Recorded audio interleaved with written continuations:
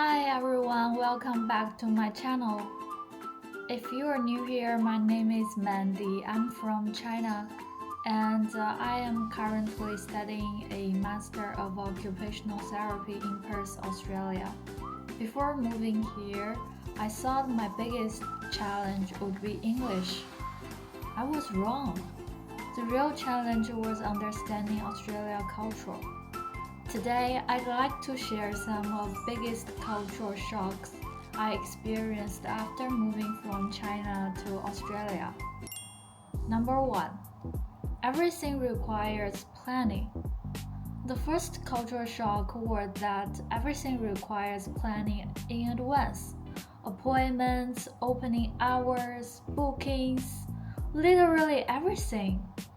If I want to see a GP, I need to make an appointment. If I want swim lessons, I need to book. If I want tennis coaching, I need to book. Some medical specialists even have waiting lists of 1 or 2 months. Coming from China, this was really difficult to get used to because we often decide what to do on the same day. A funny thing happened just this week. On Saturday afternoon, I went to an express library because I wanted to borrow some book. When I arrived, it was closed. I have completely forgotten to check the opening hours. Luckily, there was another larger library that was still open, so I drove there instead. That experience reminded me again that in Australia, before you go anywhere, it's always a good idea to check the opening hours first. Planning ahead has slowly become part of my daily life. Number 2. The GP system was completely new to me. Another surprising was Australia's health system. Before coming here, I had never even heard of a GP. In China, if we get sick, we usually go directly to a community hospital or a hospital and choose a department ourselves. Here, the GP is first stop for almost everything. At first, I didn't understand why I couldn't simply book a specialist myself. Now I understand that the GP helps coordinate your health care. It's just a very different system from what I grew up with. Number 3. Australians really love sport. One of my favorite memories happened during my first couple weeks in Perth. I visited Rottnest Island. When I boarded the ferry, I noticed somebody were carrying bicycles. Some people even brought little trolleys full of sports equipment. I only had a backpack with some water and snacks. I remember thinking, what are those people doing?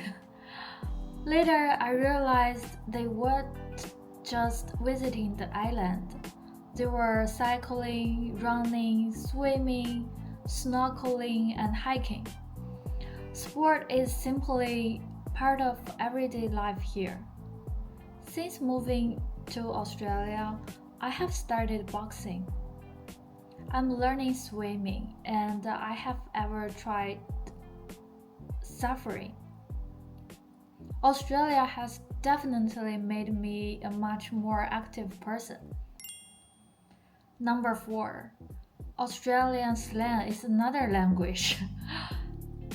I spent years learning English. Then I arrived in Australia and realized I still couldn't understand people. Australian slang is everywhere. Good day, mate, no worries, how ya gang. Even now, my boxing coach teaches me new expressions almost every week. He's not only my boxing coach anymore, he's become my English teacher too. Recently, we were practicing a mock conversation where he pretended to be an Australian farmer. He kept saying chook. I had absolutely no idea what he meant. Later, I found out that chook simply means chicken. That's where I realized learning English and understanding Australia English are two completely different things. Number 5. People actually talk to strangers. This surprised me the most. Back in China, if people get into an elevator together, most of us simply stay quiet. I have lived in an apartment building for years, but I barely knew any of my neighbors. Australia is completely different. People smile at you, people say hello. Sometimes they even start conversations in the lift. Honestly, I felt really uncomfortable at the beginning because I didn't know how to respond. Then, one day, I realized something. As an occupational therapy student, communication is one of the most important skills I need. If I cannot even have a chat with my neighbors, how can I build rapport with my future clients?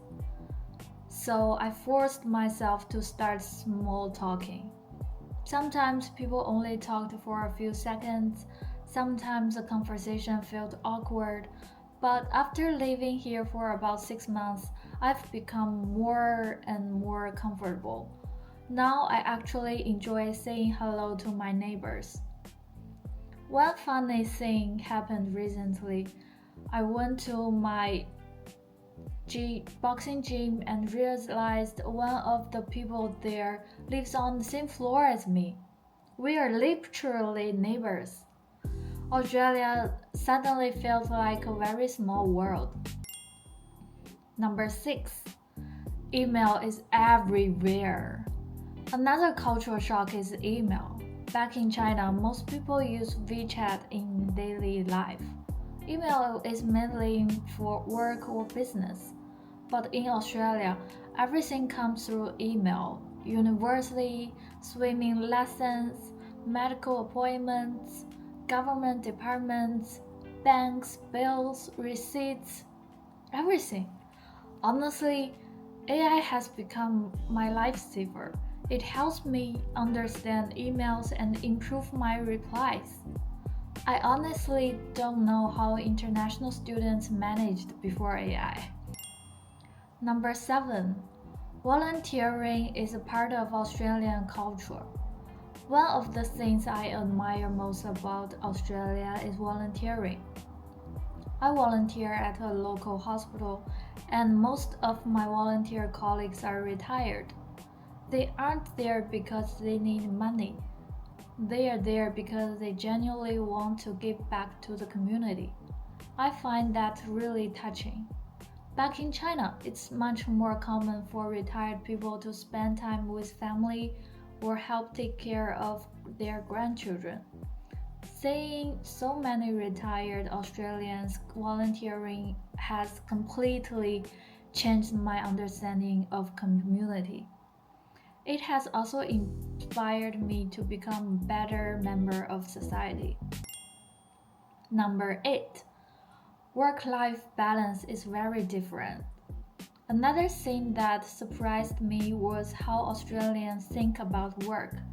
Here, people often talk about being full time, part time, or casual employees. When I first arrived, these ideas were completely new to me. Back in China, people usually think much more simply. Either you have a job or you don't. Social status is often connected to your occupation. Many families are especially proud if their children work for the government because those jobs are seen as stable and prestigious. In Australia, I feel people care much more about having a healthy working life balance. People enjoy spending time with family, exercising, traveling, and relaxing. Work is important, but it isn't everything. I really like that mindset. Number 9. Calling teachers by their first name. Another culture shock happened at university. Students called lecturers by their first names. Peter, Tom, Sarah. No problem. Back in China, we almost never do that. We usually say something like Teacher Wang, Teacher Li. Calling a teacher only by their first name would feel very strange to me. It took me quite a while to get used to it. Number 10. Nature is part of everyday life. Finally, one of my favorite things about Australia is how close people are to nature. People don't only go to the beach during holidays. Going to the beach for a walk is just a normal afternoon activity. This morning, one of my classmates invited me to walk along the beach after lunch. To Australian, that's as normal as saying, let's go grab breakfast. For me, it still feels special. I grew up in the city famous for the terracotta warriors. It's an inland city. There are rivers, but there are no beaches. Even walking along the river usually required a long drive and wasn't something people did every day. Living in Perth has completely changed my lifestyle. Beautiful beaches, parks, and walking trails are everywhere. People truly live surrounded by nature. I think that's one of the biggest reasons why life here feels so relaxed. Looking back, I think culture shock isn't really about one culture being better than another. It's simply about discovering another way of living. Many of these differences confused me when I first arrived. Now they've helped me grow. They've made me more organized, more confident, more active, and hopefully they'll help me become a better occupational therapist in the future. If you'd like to watch my journey as an international student in Australia, I'd really appreciate if you subscribe to my channel. In future videos, I will be sharing more about my Master of Occupational Therapy, my placements, my reflection, and my life here in Australia. Thank you so much for watching. See you in the next video.